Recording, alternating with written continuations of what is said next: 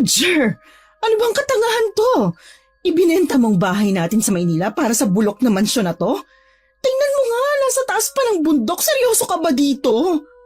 Hoy babae, pera ko ang ginastos ko dito. Yung bahay sa lungsod, ako ang nagpundar nun. Wala kang karapatang questionin ang mga diskarte ko sa buhay kasi ako ang nagpapalamon sa inyo. Ano sabi mo? Ang yabang mo ah. Kung ayaw mong nayayabangan, manahimik ka. At kung ayaw mo dito, pues umalis ka. Hindi kita pipigilan. Pera ko ang lahat ng ginagastos ko. Yan ang lagi mong itatak dyan sa kukote mo. Sana naman pumili ka ng maayos na bahay, hindi yung ganitong itsura. Bukod sa luma na, para nang dinaanan ng 10,000 digmaan. Tingnan mo nga itong mga dingding oh. Puro tisa na, halos malagas. At saka, amoy lupa. Bakit dito pa? At saan mo gusto? Doon sa dati nating bahay? Akala mo ba hindi ko alam kung ano ang mga pinaggagawa mo doon habang nasa trabaho ako? Alam ko, Telma.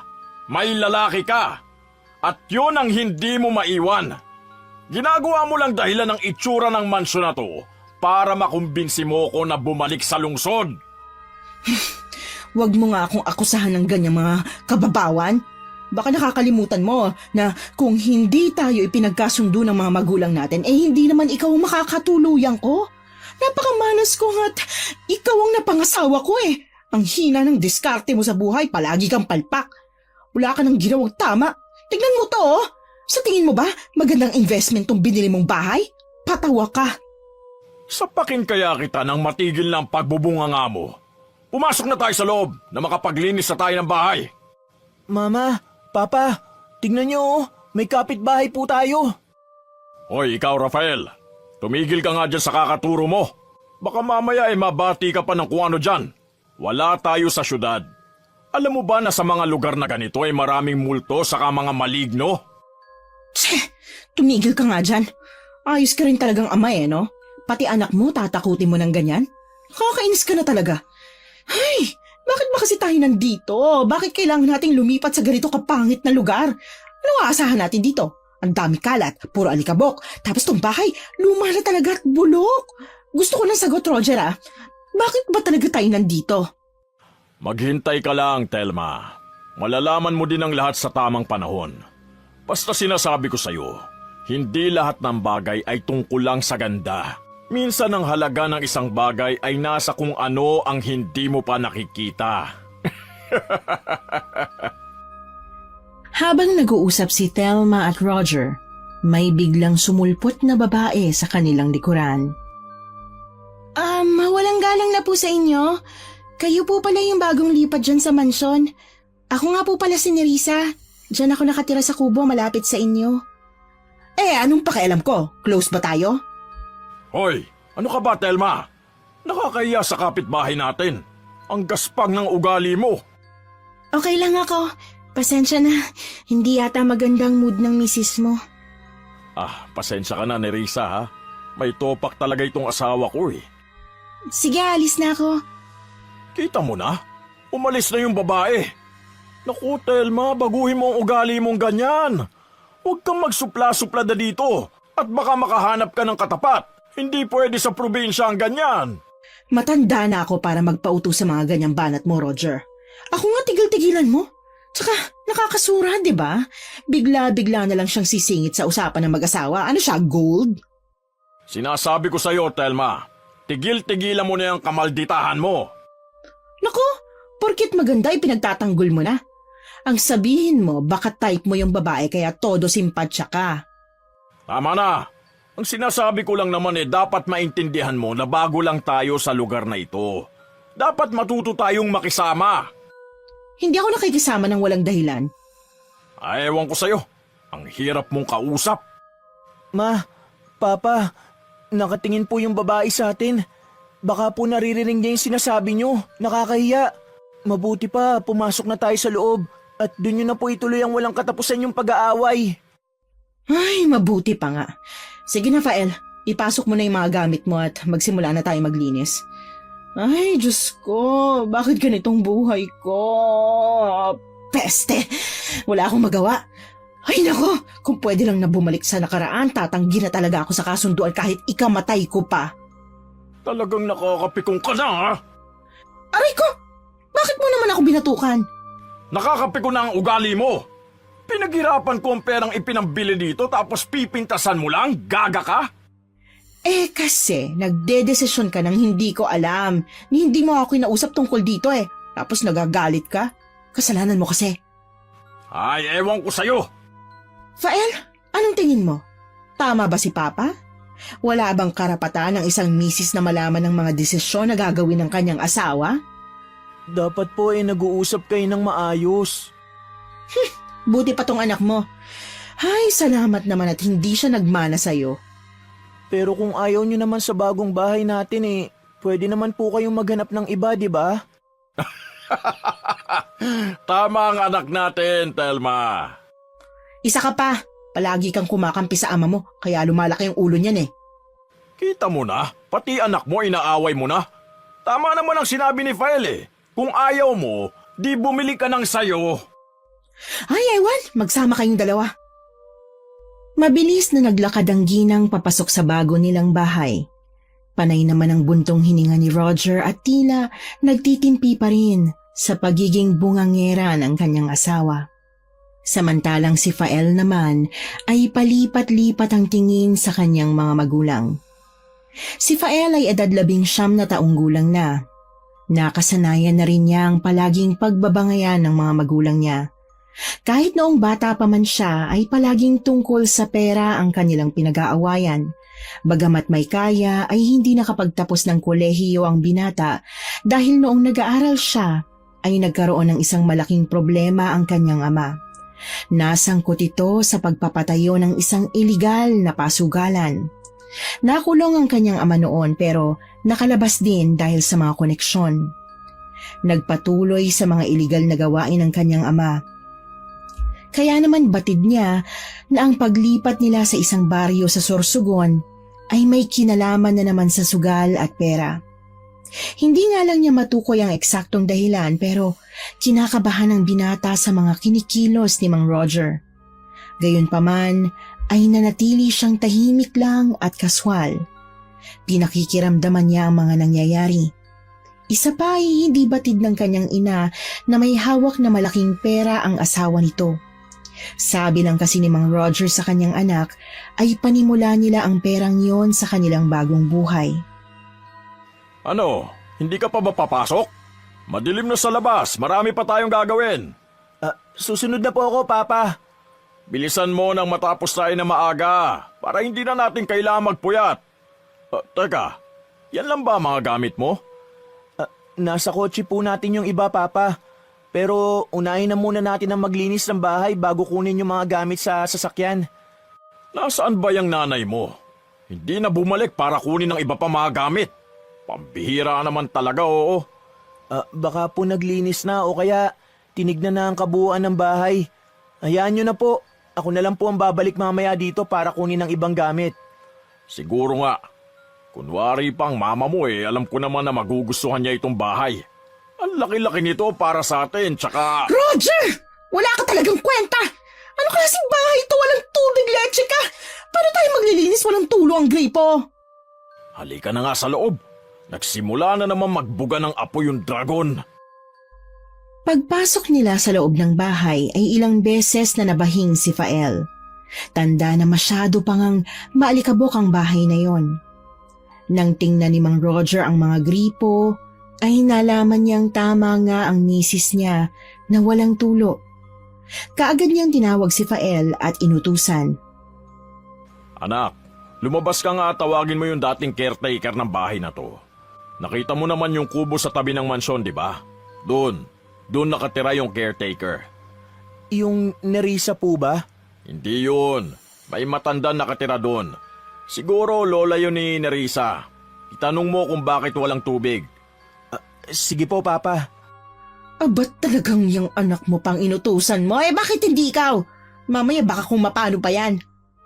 Okay lang po, Mama. Wala naman pong problema. Ikaw ang bahala. Mag-ingat ka siya sa labas, ha? Opo. Lumabas na si Fael. Bitbit niya ang isang maliit na flashlight at pinuntahan ang nakitang kubo ng kapitbahay. Masukal at muntik pang mag-alangan ang binata dahil sa kapal ng mga damo. Natakot siya dahil baka kung may anong biglang lumitaw mula doon, lalo na ang ahas na labis niyang kinatatakutan. Ngunit nilakasan niya ang kanyang loob dahil layon niyang maresolba ang kanilang problema tungkol sa tubig dahil alam niya na mas malaking problema ang pagbubunganga ng kanyang ina kapag nasimulan na naman ito na magreklamo. Nang sa wakas ay narating niya na ang entrada ng bakuran ng kubong iyon, agad siyang tumawag at nakita niya si Nerissa na kasalukuyang nangunguha ng mga sinampay sa labas. Tao po, magandang gabi sa inyo. Ikaw yung kasama ng bagong titira sa mansyon, diba? Oo, ako si Rafael, anak nila ako. Anong kailangan mo? Ba't ka nandito? Gabi na. Inutusan kasi ako ni Papa. Kung pwede ko daw bang kausapin yung dating caretaker ng mansyon. Si Lola Loling ba? Nasa loob siya nagpapahinga. Ano bang kailangan mo sa kanya? Wala po kasing tubig sa mansyon eh. Ipapatanong lang ni Papa kung bakit wala. Ganun ba? Halika, pasok ka na muna sa kubo namin. Tatawagin ko siya para makausap mo. Mabait ka naman siguro, di ba? At di ka gagawa ng masama. Hindi po ako masamang tao. O siya, halika na para makausap mo si Lola. Gusto mong tulungan kita sa mga laundry basket mo? Laundry basket? Ang sosyal naman ang tawag mo sa basket na to. May nakakatawa ba sa sinabi ko? Akin na nga po yan. Seryoso naman ako. Gusto kitang tulungan dyan sa bitbit mo. Salamat O ito, ilagay mo na lang sa sala. Mabait ka nga. Mukhang mana ka sa tatay mo. Naku po, wag naman sana ate. Bakit? Nagkamali ba ako ng tingin sa papa mo? Mabait naman po talaga si Papa, kaso marami lang siyang desisyon sa buhay na alam mo na, madalas magkamali. Siya nga po pala, pasensya na sa naging ugali ni Mama sa'yo kanina Yun ba? Wala yun. Alam mo, babae rin ako. Alam ko kung anong pinagdadaanan niya. Halika na nga, tawagin ko lang si Lola. Pag-alis ni Nerissa ay nagkaroon ng pagkakataon ng binata na pagmasdan ang kabuuan ng kubong yon. Payak lang at simple ang pagkakayari sa kubo. Ang dingding ay gawa sa pinagtagpi-tagping matibay na abaka. Ang sahig gawa sa kawayan at tabla. Malinis at maaliwalas kahit maliit. May nakita siyang altar na may imahe ng isang malaking mata na nakalagay sa loob ng isang tatsulok. Nakita niya rin ang iba't ibang kulay ng kandila na nakasindi sa mga oras na yon. May mga antigong bagay din siyang nakita. Natigil siya sa pagmamasid nang makitang parating na muli si Nerissa. Ang ganda naman po ng bahay ninyo. Kahit yari lang sa kawayan, talagang malinis ang pagkakagawa. Saka mukhang mamahalin yung iba niyong gamit. Katulad na lang ng mga ganitong bagay. Alam niyo po bang aabuti ng malaking halaga yan kapag binenta? Mayaman po ba kayo? Naku, hindi. Pero si Lola, marami ang pera. Gusto ko nga sana lumipat na kami sa ibaba para naman mas maayos ang maging buhay namin. Kaso si Lola ayaw iwan ng lugar na to. Tsaka ayaw niya na makihalubilo sa mga tao. Itong rebulto na antik na po ang itsura. Nakakamangha. Ang ganda, no? Mas matanda pang di hamak sa akin ng 3 beses ang rebultong to, sabi ng lola ko. Talaga? Natawag mo na ba si Lola? Oo, lalabas na yun sa kwarto niya. Napagod kasi sa paglalakad papunta sa kabayanan eh. Tsaka 85 anyos ng edad ni Lola kaya mabagal ng kumilos. Talaga? Ganun nakatanda si Lola? Wow! Bihira na lang kaya ang umabot ng ganong edad. Sinong matanda ang sinasabi mo, iho? Siya bang naghahanap sa akin, Nerissa? Opo, Lola. Kung gano'n ay kayo na pala ang nakabili ng mansyong ko, bakit napasugod ka rito? Kayo po ang may-ari ng mansyon, Lola? Abayo! Hindi, pero sakyan mo na lang. Alam mo na, medyo ulyanin na. Caretaker lang siya dyan. May lintik kang bata ka, di pa ako ulyanin. Akala mo di kita naririnig. Ikaw, bakit ka ba napasugod dito? Ano kailangan mo? Ipinatatanong po kasi ni Papa kung bakit wala pong tubig ang mga gripo sa loob ng mansyon. Pasensya na ka mo. Mainit kasi ang panahon natin ngayon kaya wala nang dumadaloy na tubig sa gripo. Meron namang pamalit sa pwede natin pagkunan ng tubig pansamantala. Merong balon sa likod ng mansyon, malinis yon at presko dahil bukal. Lola, ang mabuti pa po, sumama na kayo sa akin para maituro po ninyo sa amin ang bukal. Si Mama po kasi mahirap paliwanagan yun eh. Baka po uminit pa ang ulo. Ay, siya, tayo na. Kailangan pa naman palagi ng tubig. Pasensya na talaga at hindi ko na ipaliwanag sa papa mo ang isyu ng mansyon. Habang naglalakad papunta sa mansyon si Rafael at Lola Luling, ay panay ang kwento ng matanda tungkol sa mansyon. Magaan naman ang loob niya sa matanda, yun nga lang, kakaibang paraan ng pagtingin nito. Para bang may nakakatakot na itsura. Papa, kasama ko po si Lola Loling. Magandang gabi po. Tungkol po sana sa tubig. Matagal nang walang tulo ang mga gripo dito sa mansyon. Sa tagal na rin kasi at sa init ng panahon baka nasira na ang mga tubo. Matagal na rin namin yung di ginagamit dito. Pero merong magandang kuhaan ng tubig dito. Sa may bandang likod may bukal. Malinis yun. Pwede pang ang mainuman. Ito na nga bang sinasabi ko, Roger? Palpak ka talaga. Ay, naku! Kayo naman ho, Lola. Sana bago kayo magbenta ng isang property, sana siguruhin nyo naman na maayos. Seryoso ba to? Walang gripo? Ay, pasensya na po kayo, ma'am. Hindi ko kasi nasabi ito noon kay sir, nakalimutan ko ho. Nakalimutan o sinadya nyo? Kasi ang gusto mo lang maibenta na tong bulok na mansyon. Alam niyo po bang tanga at uto-uto ang asawa ko kaya napapayag niyo siyang bilhin to? Baka ginamitan niyo ng gayuma, Lola, ha? Ano ba, Telma? Wala ka ng galang sa matanda. Nakakahiya ka lalo na sa anak mo. Pasensya na kayo, Lola, ha? Huwag kayong mag-alala, sir. Pasensya na talaga. Ibalik na lang ninyo ang pera ng asawa ko at aalis na kami sa bulok na mansyon na to. Ang creepy. Parang hindi ako tatagal sa bahay na to. Ma, sumusobra na kayo.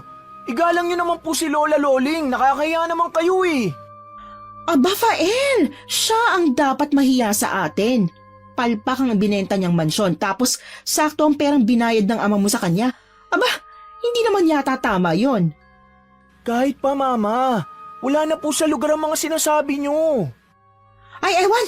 Kayo na nga makipag-usap sa matandang yan. Dapat lang. Masyado mong pinaiira lang kamalditahan mo. Pasensya na po talaga, Lola. Nasan nga po pala ang balon? Wala namang problema sa akin yon, Fael. Kaya huwag kayong humingi ng pasensya sa akin.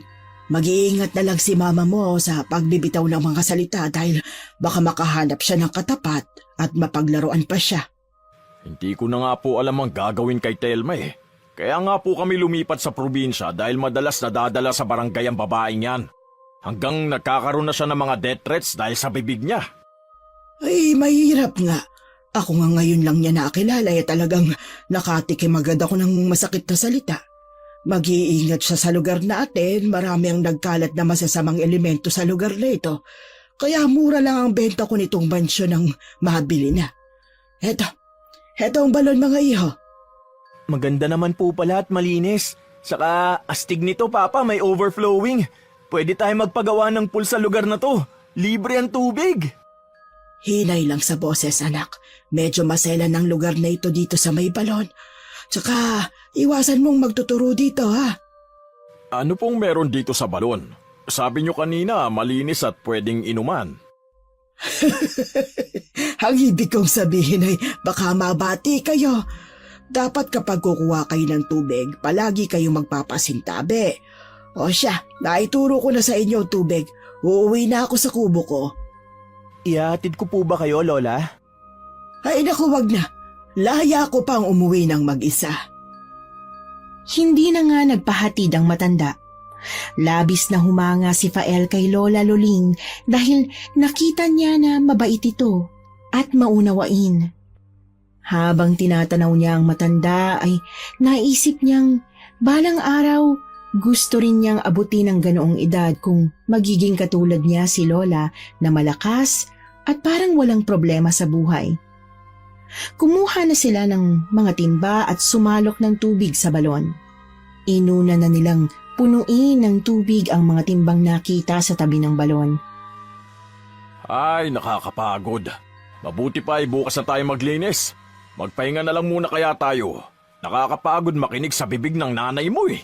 Bakit po kasi naging ganyan si Mama? Nako, maraming drama sa buhay ang mama mo. Minsan kausapin mo rin para malaman mo kung saan siya nanggaling. Saka kung pwede pagsabihan mo rin na bawas-bawasan niyang kamalditahan niya.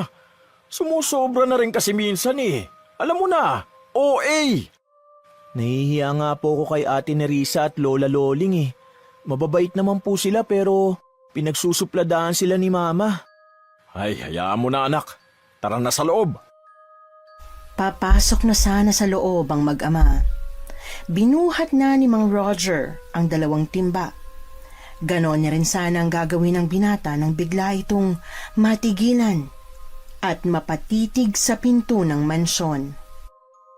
Sandali Papa, napansin mo po ba yung babaeng nakaitim na pumasok sa loob ng mansyon? Anong babae? Sino? Wala naman akong napansin na pumasok ah. Saka tayo lang naman na nandito. Siraulo ka, huwag ka manakot. Hindi ako nagbibiro Papa. Nakita ko talaga. May pumasok na babaeng nakasuot ng itim na bestida saka magulo ang buhok niya. Mabilis din siyang kumilos. Natahimik ang 2. Ngunit bigla ring tila nagulantang ang mundo nila nang makitang biglang lumitaw sa pintong yun si Aling Thelma. Anong inaantay niyo dyan, Pasko? Abay, kanina pa ako naghihintay sa loob ah. Nakatunga nga lang pala kayo dyan. Ipasok niyo na nga yung mga tubig. Kakain na tayo, nagugutom na ako eh. Si mama mo lang naman pala yung nakita mo eh. Tignan mo, nakabihis ng itim na bestida. Pero sa bagay, nakakatakot naman talaga yung mama mo. Hindi kumibo si Fael.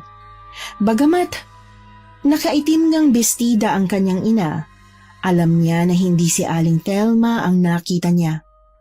Pumasok ito at alam niyang hindi lumabas ang kanyang ina. Ngunit hindi pa rin niya mapigilan ang kanyang bibig.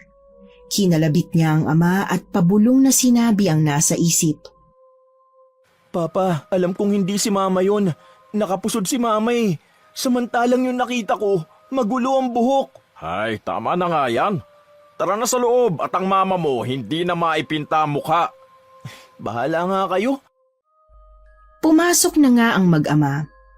Agad na hinanda ni Aling Thelma ang kanilang hapunan.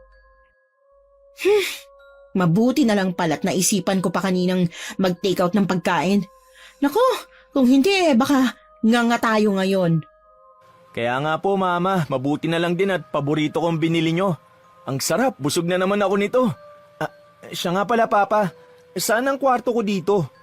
Pumili ka na lang ng gusto mo. 8 ang kwarto nito kaya kahit ano dyan, pwede. Wow, ang dami palang kwarto dito. Pero kung saan po kayo magkakwarto yung kalapit na lang din po ang sa akin. Ayoko po dun sa malayo sa inyo. Hindi ko pa naman kabisado ang bahay na to. O sige anak, ikaw ang bahala. Nagpatuloy sa hapunan ang mag-anak. Nang matapos sila ay inutusan na ni Thelma ang kanyang mag-ama na magsimulang magpagpag ng kanilang hihigaan. Itinuro na rin nito ang maleta kung saan nakalagay ang mga blanket at kumot, pati na ang kanilang mga unan. Pag natapos ka na sa paglilinis, Fael, matulog ka na rin ha. Para maaga kang magising bukas at tutulungan mo na ako sa paglilinis pa. Nakakapagod ang araw na to. Gusto ko na rin magpahinga. Mas pagod ako sa bunganga mo. Sumimangot naman bigla ang mama ni Fael sa sinabing yun ni Roger. Siya naman ay pumasok na rin sa itinuro niyang silid sa katabing kwarto ng mga magulang. Iniwan na nila ang ginang sa kusina at naghanap ng magandang kwarto para sa kanila. Napili ng papa niya ang pinakaunang kwarto sa itaas ng mansyon sa 2 palapag. Kaya si Fael ay pinili naman ang pangalawa. Ang mga silid ay parang nasa linya ng isang mahabang pathway. Pakiramdam ni Fael ay nasa isang lumang ospital siya at anumang oras ay may dadaang pasyente na nakasakay sa isang stretcher at duguan. Dahil sa isipin yon, agad niyang binuksan ang napiling silid. Namilog ang mga mata niya nang makita ang kabuuan nun. Ay, grabe. Ang ganda naman pala ng silid na to. Saka malinis. Di ko naman pala kailangan maglinis eh. Ang astig, di ko to inaasahan. Nilapitan ng binata ang kanyang kama. Natuwa siya nang malamang napakalambot nito at mabango. May nakita siyang mga aparador at isang lumang baul na nakalagay sa tabi nito. Ano kayang laman ng baul na yun? Nabili na ni Papa to kaya kung ano man ang narito sa bahay, pag-aari na namin.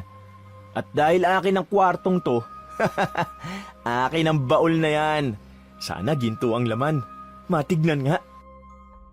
Binuksan ni Fael ang takip ng lumang baul.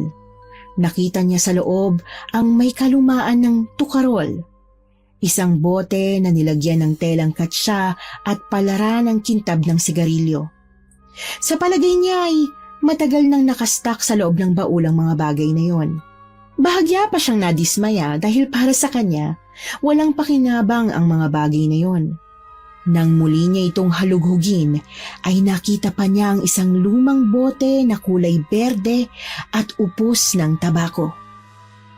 Ano bang tinitignan mo dyan? Pa! Naku naman, nakakagulat naman ho kayo. Ano ba kasing ginagawa mo dyan?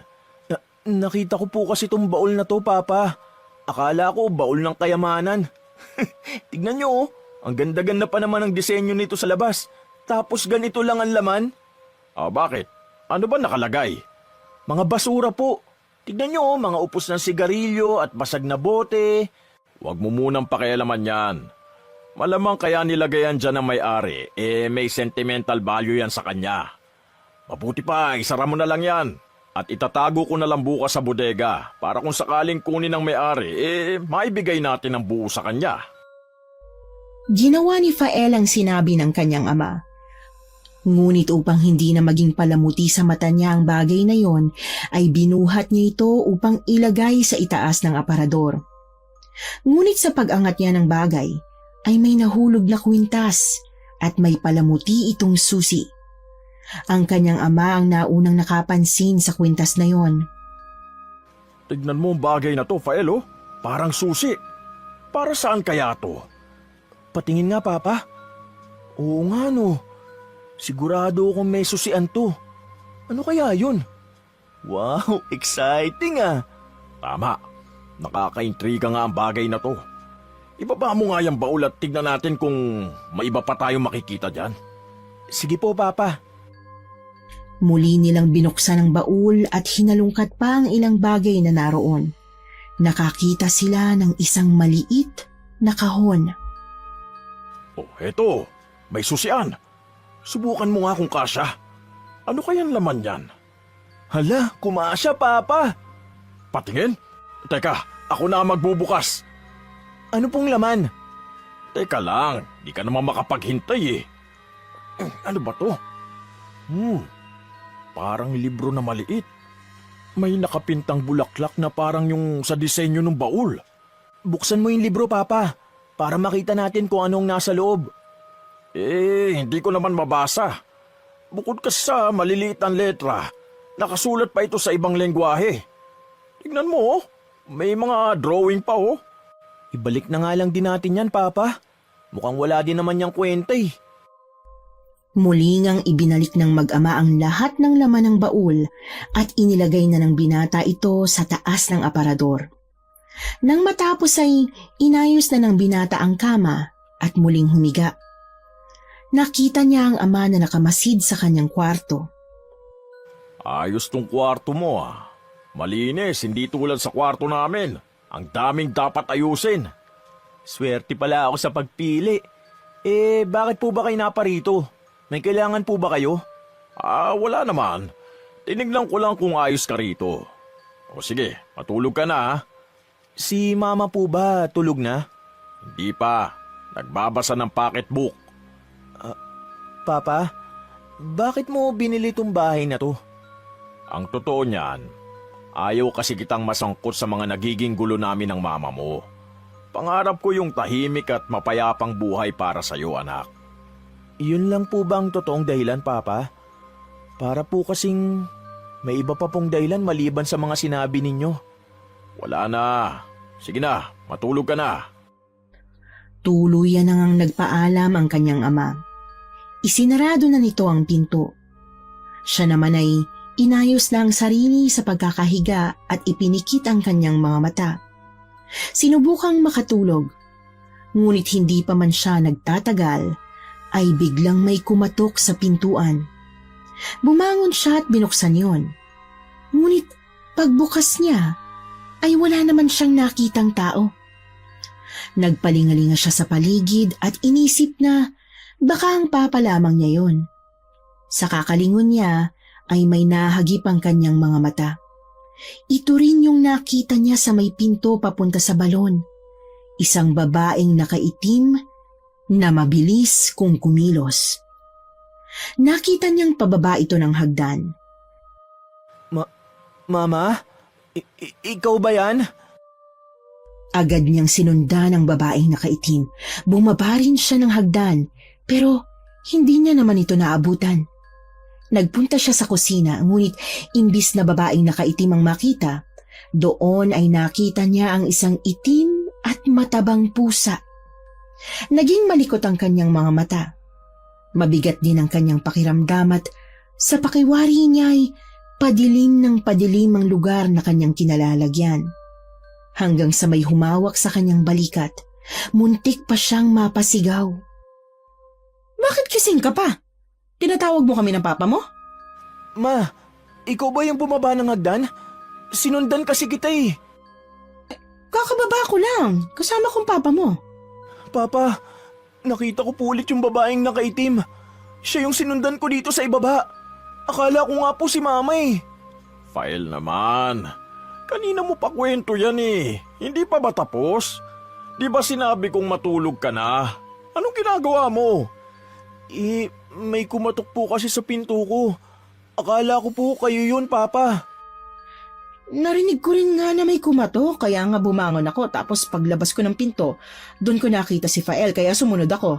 Dahil ang akala ko, inaatake na naman siya ng kanyang sakit na sleepwalking. Sabi ko naman sa inyo, Papa eh. Hindi ako nagbibiro sa nakita ko. Mama, natatakot ako. Aba, ibang level na yan ha. Kayo mag-ina.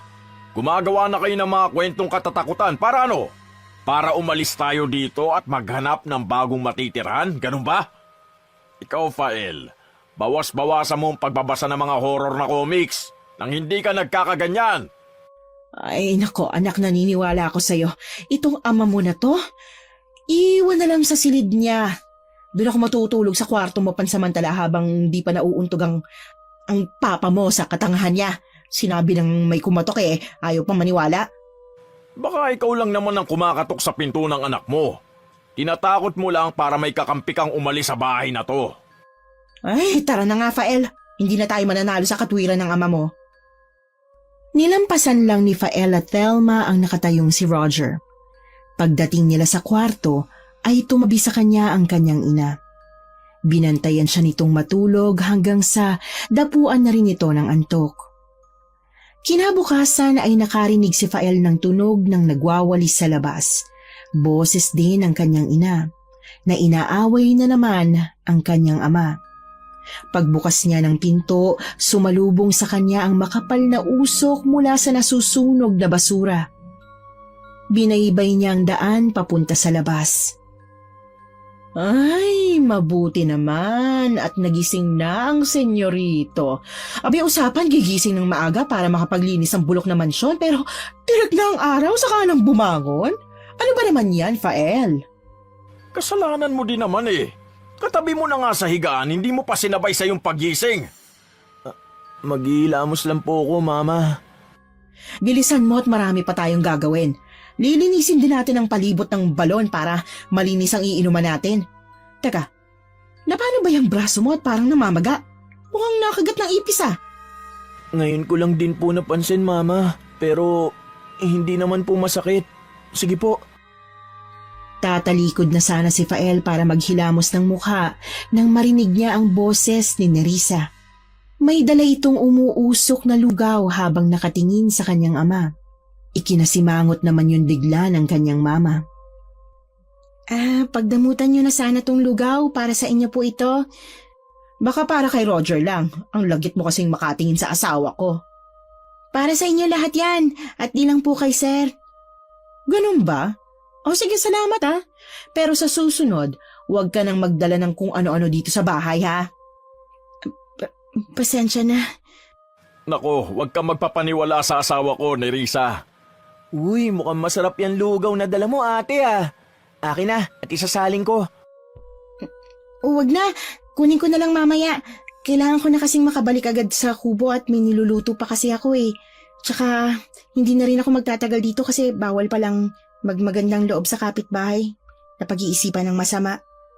Huwag ka nang bumalik. Bayaran ko na lang yung binigay mong lugaw kasama nung lagayan. Huwag ka nang magpakita dito ha. Ayoko kasi ng may ibang maganda dito eh. Gusto ko ako lang. Mama, magpasalamat ka na lang. Ayos lang, Fael. Hayaan mo na. Wala namang problema eh. Di na ulit ako magdadala dito. Pasensya na talaga. Pasensya ka na, iha ha? Hindi ko lang talaga gusto ang presensya mo eh. Alis na. Hindi na napigilan ni Mang Roger ang galit at inis para sa asawa. Kinabahan naman si Fael na makita ang tinitimping galit ng ama. Kahit naman siya ay talagang hindi na rin niya matiis ang ugali ng kanyang ina. Kahit saan siguro sila magpunta ay palaging may makukuha itong kaaway dahil sa kagaspangan ng ugali nito. Nakita mo na, umalis na yung tao nang walang paalam. Kasalanan ko kung ganon. Baka naman may gusto na sa'yo kaya nagpapapansin. Naku, tigil-tigilan mo ako Roger sa estilong ganyan ha. Madali kong mahahalata kapag may gusto ang isang babae sa lalaki. Ikaw pa naman eh, mabihisan lang ang poste ng ilaw, magpalda, titirahin mo na.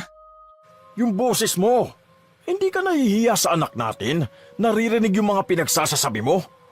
Kung ako sa'yo, maglinis ka na lang. Palibhasa kasi, taob ka ng ganda ni Nerissa. Narinig mo, Fael? Nagagandahan siya kay Nerissa, kaya kapag may ibinibigay ang babaeng yon, tanggap lang ng tanggap. Wala po akong alam dyan, Mama. Akin na nga po yung lugaw, Papa. At ipapasok ko na po sa loob. Ay, sasama na ako sa'yo anak, nang matikman ko kung gaano kasarap yan. Eh sige, magkampihan lang kayo. Tinalikuran na ng mag-ama ang nagsasalita pang si Thelma. Inilapag na muna ni Fael ang mangkok na may lamang lugaw, saka naghati silang mag-ama. Ang sarap naman nito, Papa. Kaya nga, ang daming sahog. Sarap! Ang bait po ng mga kapitbahay natin, no, Papa? Kaya lang, si Mama eh. Natigilan ang mag-ama nang makarinig ng malalakas na sigawan sa labas ng mansyon. Teka, itabi mo nga muna itong pagkain natin. At parang may kaaway ang mama mo sa labas. Naku, boses ni Lola Loling yun ah. Bilisan niyo, Papa. Galit na galit ang boses ni Thelma nang madatnan yon ni Rafael. Itinuturo pa nito ang hawak na walis sa matanda. Mama? Ano na naman bang ikinagagalit mo, ha, Thelma? Eh kasi itong matandang to, sumugod sa akin. Ano raw ang ginawa ko sa apo niya at umuwi raw na umiiyak? Abay, malay ko sa kadramahan ng babaeng yon. Inano ko ba siya? Hindi mo dapat pinapasama ang loob ng apo ko dahil ayaw kong sumpungin siya ng sakit niya. Nakikiusap ako sa'yo, hindi mo ba naiintindihan yon? Abat, kasalanan ko na maarte ang apo ninyo? Inano ko ba siya, ha? Wala akong ginawang masama sa kanya. Kaya pwede, manahimik kayo at huwag agad-agad na nambibintang. Tama na, Thelma. Hindi ka pa ba napapagod sa sama ng pag-uugali mo? Bakit ka ba ganyan? Ang problema kasi sa'yo, palagi mo nalang pinapalabas na ako yung mali. Kung hindi sila nagpunta sa bakuran ko, di sana walang gulo. Hindi na ako magugulat kung isang araw pagising mo, namamaga na ang bibig mo, di kaya pinalaki ang dila mo. Masyado kang masakit magsalita sa tao. makakahanap ka rin ng katapat mo. Hoy, tanda! Huwag mo akong pinagbabantaan ng ganyan. Sanay na ako. Kaya nga kami napunta rito dahil sa pagbabanta ng pagpatay sa akin. Gusto ko lang malaman mo na hindi na e-epekto sa akin ang banta mo. Mama, tumigil na kayo! Ikaw ang tumigil! Inuutosan mo ko anak lang kita. Itong matandang tong sumugod, na pagsabihan lang ng konti, nagbabanta na. Hindi ako nagbabanta. Sinasabi ko lang kung anong nangyayari sa mga taong masasama ang tabas ng dila. Makaalis na nga. Ay, bumalik ka rito, hoy! Tanda! Hindi pa tayo tapos mag-usap ah! Wala na akong magagawa pa sa ugali mo. Tama si Lola Loling. Sana'y makahanap ka ng katapat. Isa ka pa. Pareho kayo ng anak mo. Ayoko na magwales, nakakasira kayo ng araw. Pesteng buhay to, oo. Itinapon ni Aling Thelma ang hawak nitong walis sa dibdib ni Mang Roger. Halos hindi naman makapaniwala si Fael sa ipinakitang ugali na yon ng kanyang ina. Naiwan na lang sila na nakatanaw sa kubo ng matanda. Gusto niya itong puntahan upang ihingi ng tawad ang inasal ng kanyang ina. Nakakahiya sa maglola, anak. Ako rin po, Papay. Naawa ako kay ate ni Risa. Hindi yata siya sanay na napagsasalitaan ng ganun. Kaya siguro dinibdib niya ang mga sinabi ni Mama. Walang malakas ang dibdib kapag ang mama mo nagsalita. Ang inaalala ko lang yung mga sinabi ng matanda kanina. Bigla kasi akong kinabahan sa mga narinig ko Ako rin po, Papa.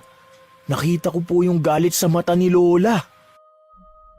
Agad na tumalikod si Mang Roger kay Fael habang hawak ang walis. Itinuloy nito ang paglilinis at ganun din ang ginawa ni Fael. Paminsan-minsan ay sumasagi sa kanyang isipan ang mga nasabi ng matanda para sa kanyang ina. Takot ang siyang naghari dahil may posibilidad na magkatotoo ang banta nito. Kinagabihan ay hindi dalawin ng antok si Fael. Nakatingin lang ito sa kisame habang ang kaliwang kamay ay nakapatong sa noo nito. Habang nasa kalagitnaan siya ng pag-iisip ay nakarinig siya ng impit na pag-iyak. Nagmumula yun sa kwarto ng kanyang mga magulang. Agad namang napabalikwas siya ng bangon saka tinungo ang pinto ng silid ng kanyang mama at papa.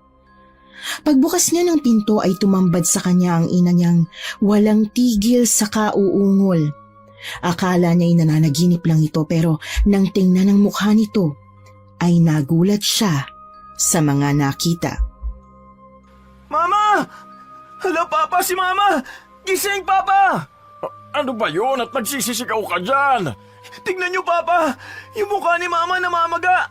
Namumulat na kasarado ang kanyang dalawang mga mata! Ay, Diyos ko! Ano nangyayari sa'yo? Masakit. Masakit na masakit ang mukha ko. Wala akong makita, Roger. Masakit din ang labi ko. Maitim at batik-batik ang mukha mo. May mga tubig. Oh, bakit? Ano ba nakain mo? Wala akong kinain. Natulog lang ako na maaga kasi masama nga ang pakiramdam ko. Tapos eto, ang sakit na ng mukha ko. Mama! Huwag kang umiyak, Fael. Buhay pa ang mama mo. Ang mabuti pa, kumuha ka ng maligamgam na tubig at idampi-dampi mo sa mukha ng iyong ina. Mukhang nagkatotoo na ang banta ng matanda kay Mama, Papa. Paano na? Huwag lang talaga sila magkakamali dahil natitiyak kong pagbabayaran nilang ginawa nila sa akin. Ayan na nga bang sinasabi ko Nangyayari na sa'yo. Bawasan mo kasi ang pagsasalita mo na masasakit sa kapwa mo nang hindi ka nagkakaganyan. Paano kung totoo nga na ginawang kanila ng ganyan? Anong gagawin mo? Meto na po ang tubig, Papa. Manigas sila. Hindi ako hihingi ng tulong sa mga yon. Mama, ganyan na nga po ang nangyari sa inyo Nagagawa niyo pa rin magtaray? Tumahimik ka! Naiinis ako kapag kinakampihan mong babaeng yon. Ako ang nanay mo, kaya sa akin ka dapat pumanig.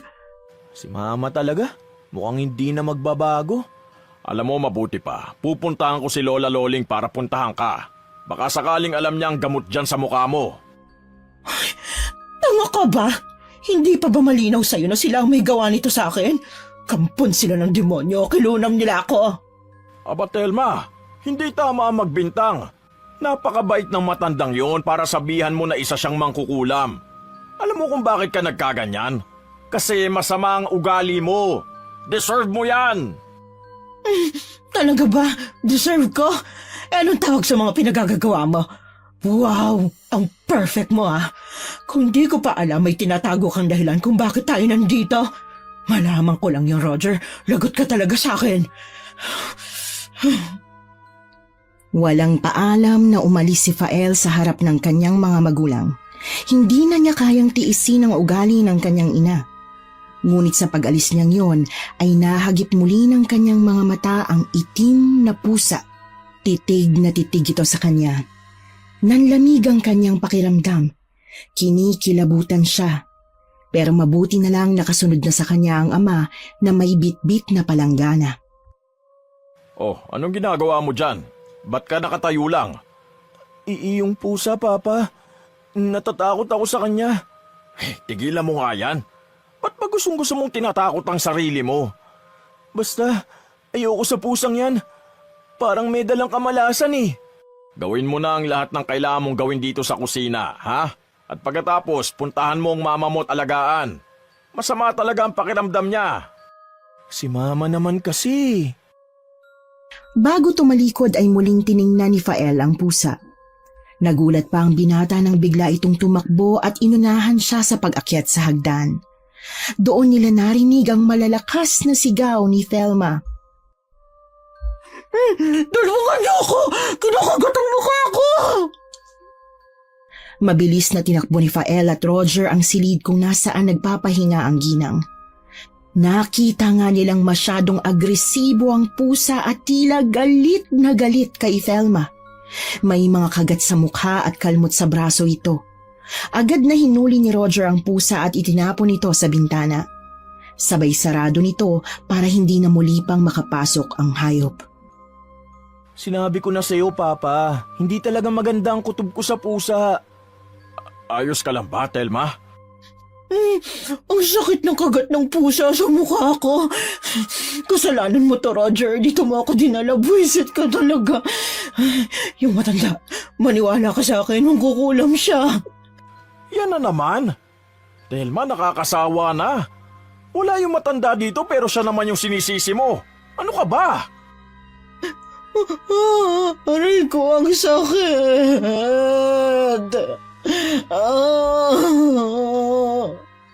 Wala po ba tayong gagawin, Papa? Hindi ba natin dadalhin sa ospital si Mama? Ospital? Malayo ang ospital dito. Albularyo lang ang meron. At si Lola Loling isang albularyo. Pwede nating dalhin doon ang mama mo. Ay, hindi.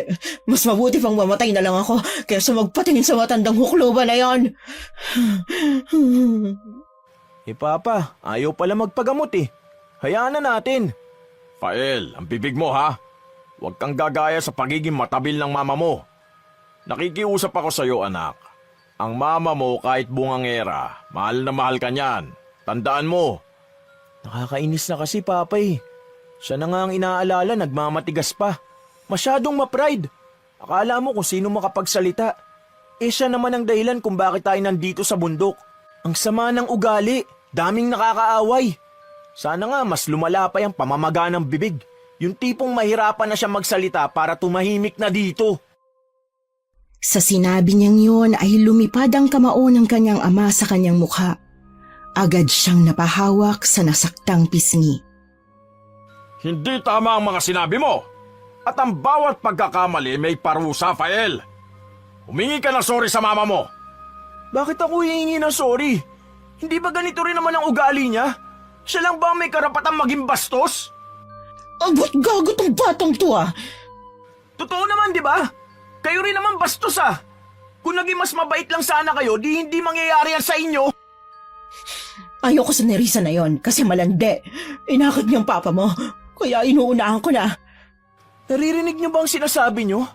Si Ate Nerissa parang kapatid ko na. Hindi nalalayo ang agwat naming dalawa. Hindi ko alam na ganyan na pala ang iniisip mo sa akin at sa bata. Ang dumi ng utak mo. Saan ka pupunta? Sa labas, yung malayo sa bulok mong pag-uugali. Aalis na rin ako. Matutulog na muna ako. Tutal, ayaw nyo naman magpagamot eh. Suluhin nyo na lang yung sakit nyo. Kinabukasan, agad na pumunta si Fael at Mang Roger sa bahay ng maglola. Nakita nilang malungkot na nagwawalisang babae sa harap ng bakuran nito. Ate, si Lola Loling po, pwede po ba namin siyang makausap? Ha? Para saan? Hingi po sana kami ng sorry sa mga nasabi ni Mama. Wala si Lola dito, nasa ospital. Pagkagaling sa inyo, ayun, inatake sa puso. Masyadong maanghang ang bibig ng mama mo. Galit ako sa kanya. Ano? Sana hindi na lang ako nagsumbong kay Lola eh. Pinalampas ko na lang sana ang mga salita ng mama mo. Sana magsara na lang yung bibig ng mama mo para maganda. Ate, may sakit din po si Mama ngayon. Namamaga yung mukha niya at lumaki yung mga labi niya. Hihingi sana kami ng tulong kay Lola Loling pero gano'n naman pala nangyari sa kanya. Alam mo, maski okay ang lola ko, walang matatanggap na tulong ang mama mo. Ako na ang humihingi ng pasensya sa nagawa ng asawa ko ni Risa. Kung kailangan mo ng tulong, magsabi ka lang. Hindi ko kailangan ng tulong na galing sa'yo. Nerissa, alam kong kailangan nyo ng pera para sa gamutan ng lola mo. Magbibigay ako sa ayaw at sa gusto mo. Kailangan gumaling agad ang lola mo. Ngunit hindi na yun sinagot ni Nerissa. Agad itong tumakbo papasok sa kanilang maliit na kubo. Galit si ate ni Risa, Papa. Hayaan mo na. Tara, balik na tayo sa mama mo. Kinabukasan, isang malakas na sigaw ang narinig ni Fael mula sa loob ng kabilang kwarto. Boses yon ng kanyang ama at parang humahagulgol. Agad na sumikdo ang malakas na tibok ng kanyang puso nang marinig yun. Agad na naglaro sa kanyang isip ang mga posibleng masasamang bagay na nangyayari.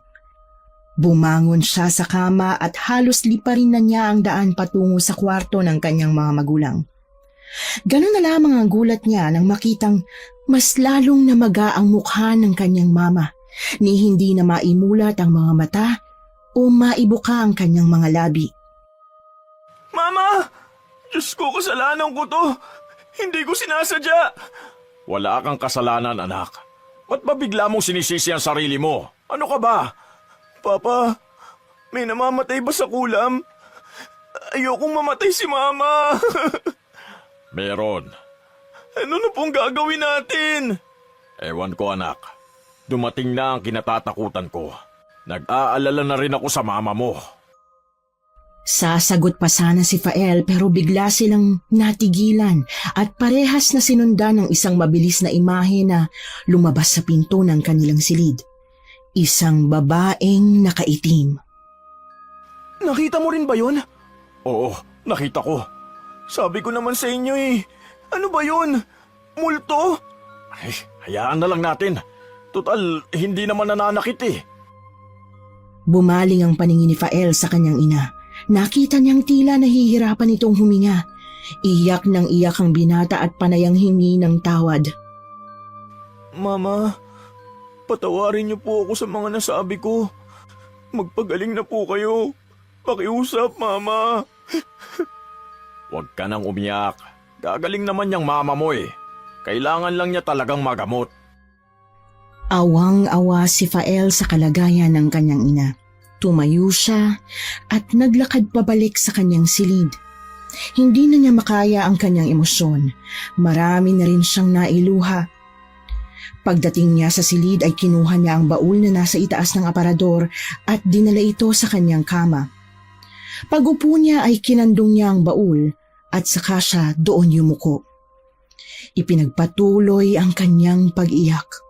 Umiyak siya ng umiyak hanggang sa hindi na niya namalaya na siya'y nakatulog na pala.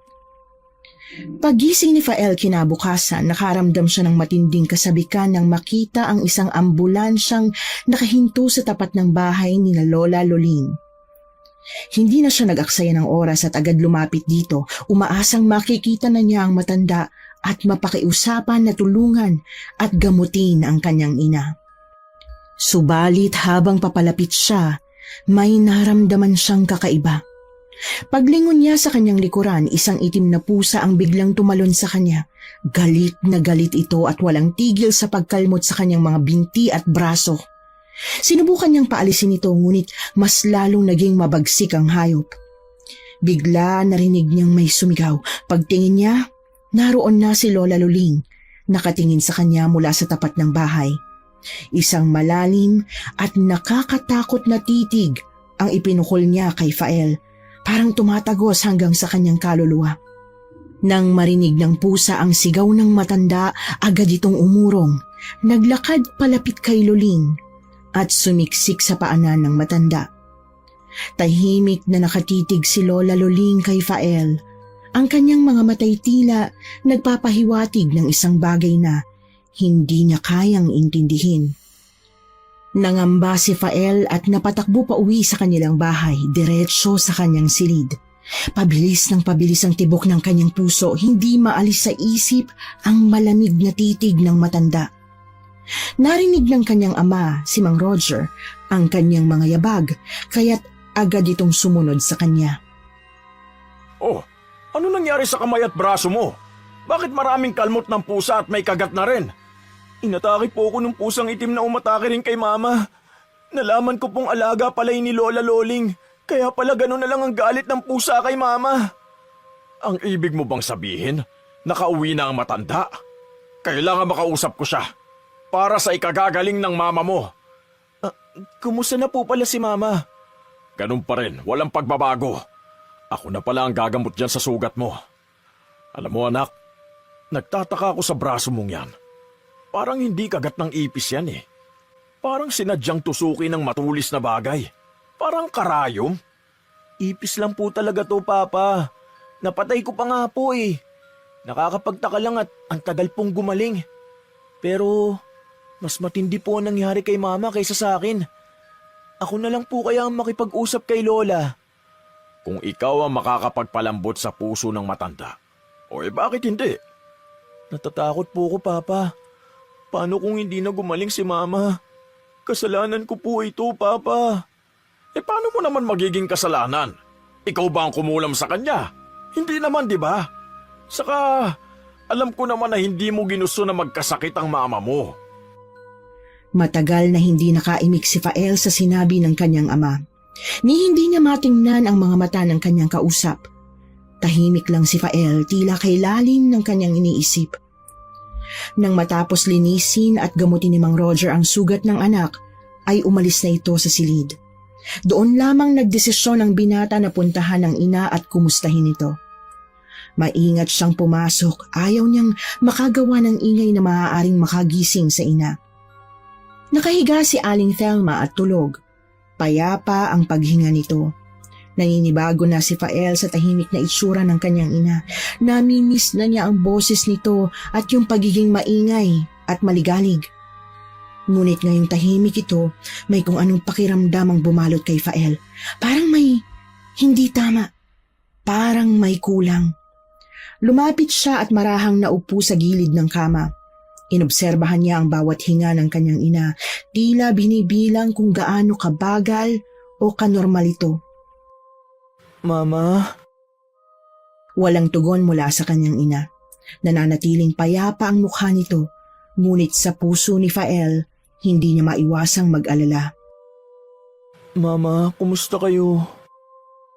Biglang bumukas ang pinto ng silid at iniluwanon si Mang Roger.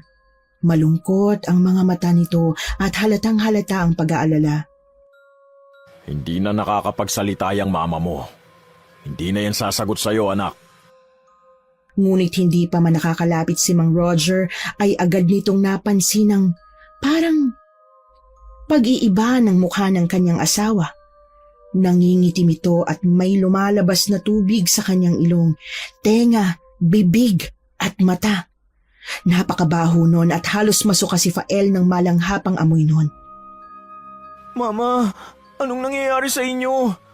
Puntahan mo na si Lola Loling at pakipag-usap ka, anak. Pakiusapan mong mabuti para pumayag silang gamutin ng mama mo. Mama, kapit lang ah. Gagaling ka na. Tatawagin ko na si Lola Loling at Ate Nerissa. Nakikiusap ako, Mama. Huwag ka mamamatay! Mama! Bilisan mo na, anak. Gawin mo ang lahat para makumbinsi sila. Opo, Papa.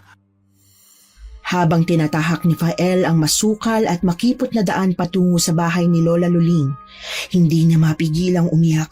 Walang tigil sa pagpatak ang kanyang mga luha. Ramdam niya ang bigat ng kanyang mga paa habang sinusubukang bilisan ang takbo. Sa bawat hakbang, sumisiksik sa kanyang isipan ng takot. Takot na mawala ang kanyang ina. Panay ang dasal niya na sana'y matulungan ng matanda ang kanyang ina bago pa maging huli ang lahat.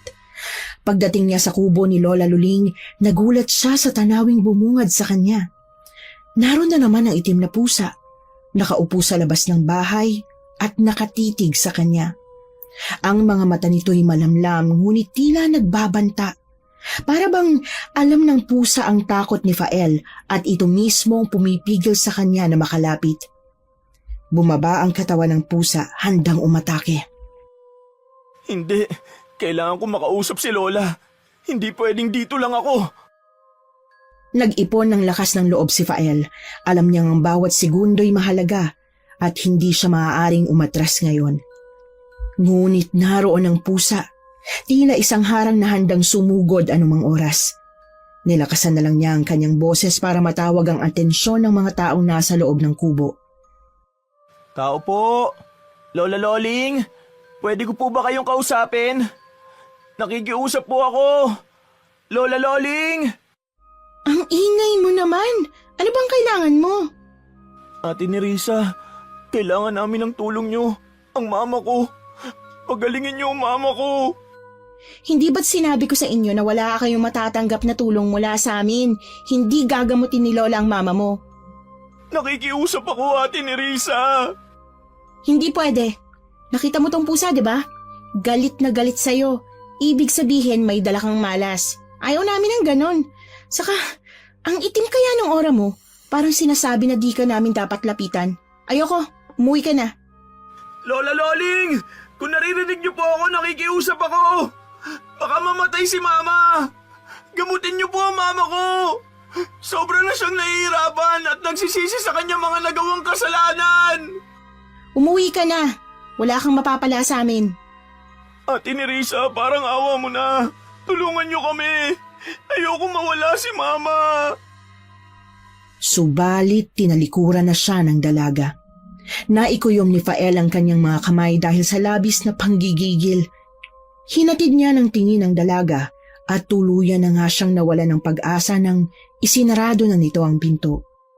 Doon niya hindi napigilan ang pag-iyak. Gusto niyang lumapit sa kubo para patuloy na makiusap ngunit nasa harap naman niya ang pusa at nakaambang sumugod anumang sandali na gumawa siya ng hakbang. Laglag ang balikat na bumalik siya ng mansyon. O, kumusta? Ano nangyari? Hindi po nila ako pinakinggan, Papa. Ipinagtabuyan nila ako. Galit na galit sila kay Mama. Nakausap mo ba ang matanda? Hindi po niya ako nilabas, Papa. Ano nang gagawin natin? Teka, ihanda mo ang sasakyan, anak. Dadali natin sa ospital ang mama mo. Sigurado ho ba kayo dyan, Papa? Napansin ni Mang Roger ang panginginig sa tinig ng kanyang anak. Malinaw na wala na silang oras para maghintay pa. Kailangan ng kumilos at wala na silang ibang mapagpipilian kundi ang dalhin si Aling Telma sa ospital. Hindi na kailangan. Gagamutin ko ang kasawa mo, Roger. Sabay na napalingon sa pinto ang mag-ama nang marinig nila ang boses ng matanda. Kasama nito si Nerissa na may dalang basket na naglalaman ng iba't ibang uri ng bote. Nakakulong din sa maliit na hawla ang pusang itim na umaangil nang makita si Telma at Fael. Nay, mabuti naman at nagbagong isip ninyo. Hindi na nga sana eh. Kasi hindi naman kayo karapat-dapat na tulungan. Lalo ka na, Roger. Pero dahil sa tawag ng tungkulin, sige gagawin ko. Gagawin namin ni Nerissa. Lumapit ang matanda. Inilabas niya ang mga bote mula sa basket ni Nerissa. Mga bote na naglalaman ng iba't ibang halamang gamot, langis at likido. Wala nang sinayang na oras ang matanda. Nilatag niya ang isang banig sa sahig at inutusan si Fael at Mang Roger na ilagay si Aling Thelma doon. Habang inilalapag nila si Thelma sa banig, tahimik na nananalangin si Lola Luling. Dinampot niya ang isang maliit na bote ng langis at ipinahid sa noo at mga palad ni Thelma. Kasabay nito, marahan niyang binigkas ang mga dasal na hindi maunawaan ni Fael at Mang Roger. Ang mga salitang binibigkas ng albularya ay tila mula sa isang lumang wika, mistulang dasal na may kapangyarihan mula sa kalikasan. Tila kasi lumalakas ang hanging pumapasok sa kanilang silid mula sa bintana.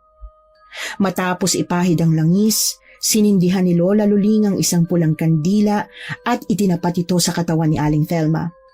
Ang apoy ng kandila'y kumikislap-kislap, ngunit sa paglapit nito sa katawan ni Thelma, bigla itong umusok ng itim, isang tanda na may masama o kakaibang enerhiya sa katawan ng ina ni Fael. Napakunot noo si Aling Luling. Kulam tubig ang ginawang kulam kay Thelma. Isang pambihirang kulam na kung hindi maaagapan ay maaaring ikamatay ng kinukulam. Kaya pa ba siyang gamutin? Gagaling pa ba siya? Oo, yun kung aamin ang taong may gawa nito sa asawa mo. Fael, may gusto ka bang sabihin? Ako po, Lola. Ako po ang kumulam kay Mama. Ano? Pero bakit? Gusto ko lang po kasing bigyan ng leksyon si Mama. Hindi ko na po kasi matagalan yung ugali niya. Yung pagiging masungit at bungangera. Pati sa ibang tao ganun siya. Akala ko po sa ganitong paraan matututo siya. Hindi ko po sinasadya, Papa. Leksyon? Fael, leksyon? Sa ganitong paraan mo gustong ituwid ang mama mo? Pasensya na po, Papa. Akala ko po kung mararamdaman niya ang hirap magbabago siya eh. Hindi ko po alam na magiging ganito kalala. Kailan ka pa natutong mangulam? Yung maliit na libro sa baul, Papa. Pinakailaman ko po yun. Pero nakasulat yun sa ibang lingwahe ah. Hindi mo kayang basahin yun. May mga larawan po sa libro, Papa. Yun ang sinundan ko para maisagawa ang pangungulam. Tapos yung tubig sa balon, yun ang nagpalakas ng kulam. Patawarin niyo po ako. Ayoko pong mamatay si Mama. Ang baul? Ang mga gamit ng anak ko, bakit mo pinakialaman ang gamit ni Gloria? Gamit ni Gloria? Anong sinasabi mo, Nay? Mangkukulam si Gloria? Oo, dahil sa'yo, Roger. Umanib siya sa kapangyarihang itim para sana parusahan ka sa nagawa mong kasalanan sa kanya. Hindi nakaimik si Mang Roger. Si Fael naman ay halatang nagulat sa kanyang narinig. Napagtanto na agad niya na may kakaibang nangyayari sa kanyang papa at sa mga taong nasa kanyang harapan. Hindi lang isang caretaker sa bahay na yon ang matanda. Nagpalipat-lipat ang kanyang paningin sa tatlo. Tahimik at nakayuko ang kanyang ama. May bahid ng paninisi ang mukha ni Lola Luling at lumuluha naman si Nerissa. Mamaya na natin pag-usapan ang tungkol sa bagay na ito. Kailangan na naming magamot ang asawa mo. Lola, ito na po ang tamang oras. Mag-aalas 12 na ho. Kunin mo, Fael, ang lumang baul. Agad na kumilos si Fael sunod sa utos ng matanda. Kinuha niya ang baul sa kanyang kwarto, kahit abot langit na ang kanyang kaba. Ang mahalaga, mapagaling na ang kanyang ina. Heto na po, Lola. Ipatong mo sa lamesa at pabangunin mo ang iyong ina. Kakailanganin ko ang kanyang kaliwang kamay. Ikaw naman, Nerissa, buksan mong lumang baul at ibigay mo sa akin ng tukarol. Pagkakita sa tukarol ay agad napansin ni Lola Luling na ginamit nga ito at nasindihan. Ito palang ginamit mo, Fael. Hindi mo alam kung anong sumpa ang maaaring gawin ito sa iyong ina o maging sa'yo. Ihanda mo ang sarili mo dahil ikaw ang magiging tulay sa ritual ng pagbawi ng kulam. Gawin niyo po ang nararapat, Lola. Nakahanda po ako. Ibigay mo sa akin ang itim na kandila ni Risa. Heto po, Lola. Pagkatapos po ba nito gagaling na si Mama? Oo, mawawala na ang sumpa sa kanya. Pero may kapalit, Fael. Hindi ka dapat nakikialam ng mga bagay na hindi sa'yo. Dahil yung ginawa mo, may magiging epekto din sa'yo. Ikaw ang nagsimula, sa'yo matatapos. Ngayon na, Nerissa, simulan mo na ang ritual. Sindihan mo ang tukarol at huwag mong hahayaang mamatay ang apo nito. Lola, aray, parang pinupunit ang braso ko. Ang sakit! Biglang bumagsak sa sahig si Fael. Labis naman ang naging pag-aalala ni Roger sa kalagayan ng kanyang anak. Lalapitan niya na sana ito, ngunit pinigilan siya ng matanda. Ang mga mata ni Fael ay tumitirik habang hawak-hawak nito ang brasong sumasakit. Agad napansin ni Roger ang mga maliliit na butas sa braso ng binata na inakala nilang kagat ng ipis. May lumalabas doon na tubig. Tila tubig o katas ng isang nabubulok na karne. Lola, ang sakit!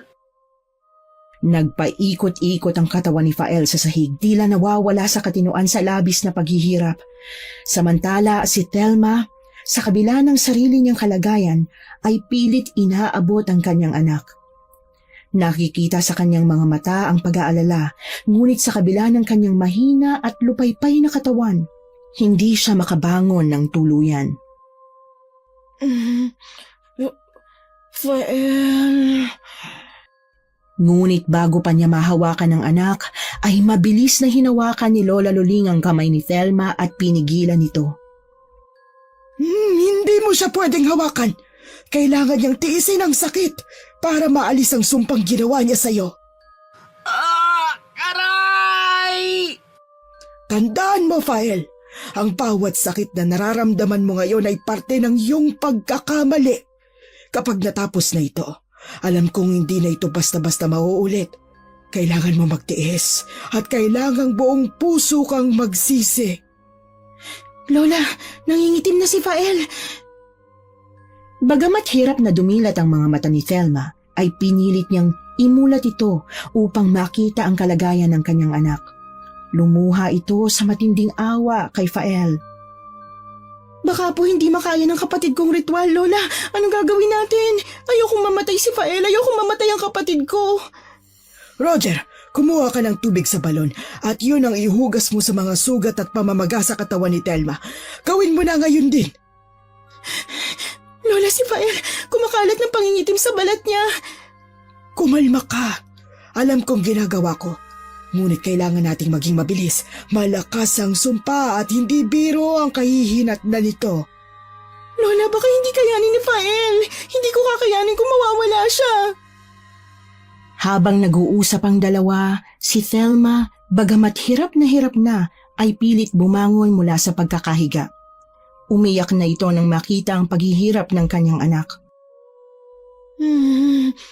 Fael, anak.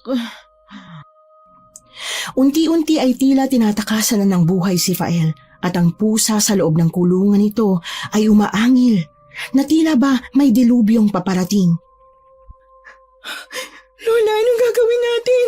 Ayokong mamatay si Fael. Walang mamamatay sa gabing ito. Pero kailangan nating tapusin ang ritual bago siya tuluyang lamunin ng sumpa. Dumukot si Lola Luling sa lumang baul at kumuha ng isang maliit na bote na naglalaman ng likido. Dahan-dahan niyang binuksan ito at nilagay sa kamay ni Nerissa. Ibuhos mo to sa mga sugat at sa katawan ni Fael. Siguraduhin mong hindi ka titigil hanggat hindi nawala ang pangingitim ng kanyang balat. Pero Lola... Gawin mo! Ito na lang ang pag-asa natin. Agad na sumunod si Nerissa. Nanginginig ang kamay habang ipinapatak ang likido sa mga sugat ni Fael. Nagsimula itong bumula at kasabay ng mga bula ay unti-unting nababawasan ang pangingitim ng kanyang balat. Subalit, sa bawat patak ng likido ay tila mas lalong napapaso si Fael. Mama! Papa! Masakit! Fael! Huwag ka susuko, anak! Habang tinatapos ni Nerissa ang ritual, si Lola Luling ay bumubulong ng mga dasal at mga orasyon. Umaasang maisasalba pa si Fael bago siya tuluyang lamunin ng sumpa ng sariling pagkakamali. Bumabalik na ang kulay ni Fael, Lola. Magandang senyales yan. Sige, tuloy mo lang. Mas lalong nilakasan ni Lola Luling ang mga orasyon. Papalakas ng papalakas ang hanging pumapasok sa silid. Ngunit pagkaraan nun, ay unti-unti na ring bumalik sa dating kulay niya si Fael. May nakita na rin silang pagbabago sa itsura ni Aling Thelma.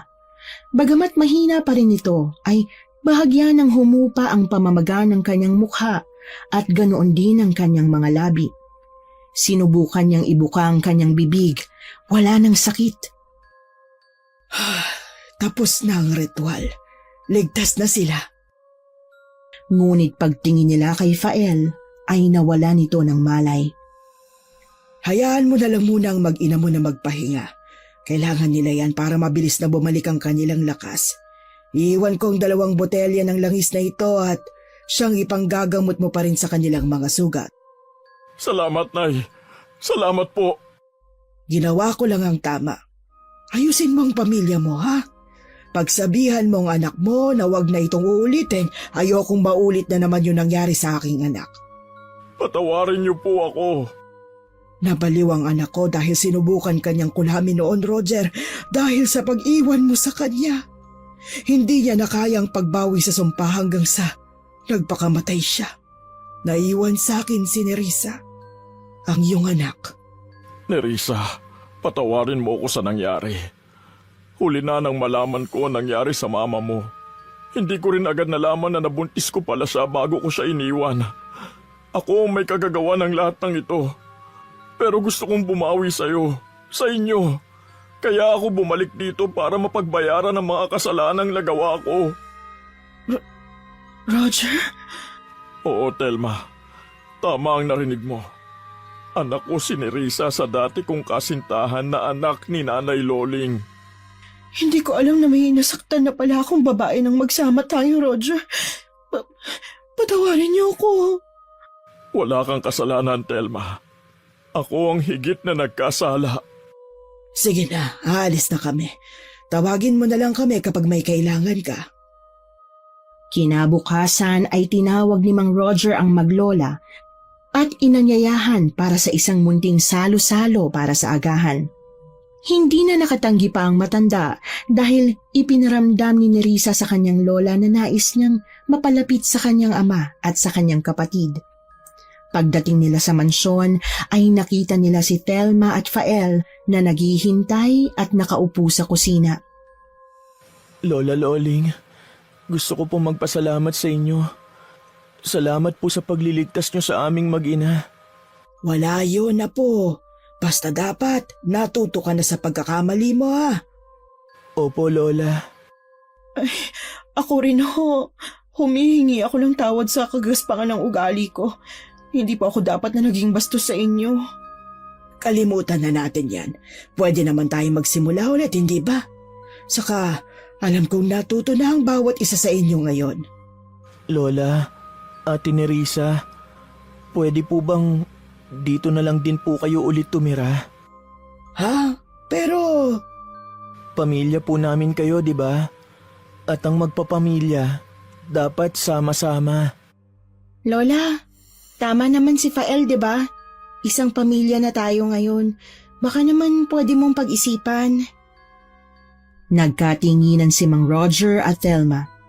At kapwa nilang inabot ang kamay ng matanda bilang pagpapakita ng kanilang taus-pusong pagnanais na bumuo muli ng isang magandang relasyon.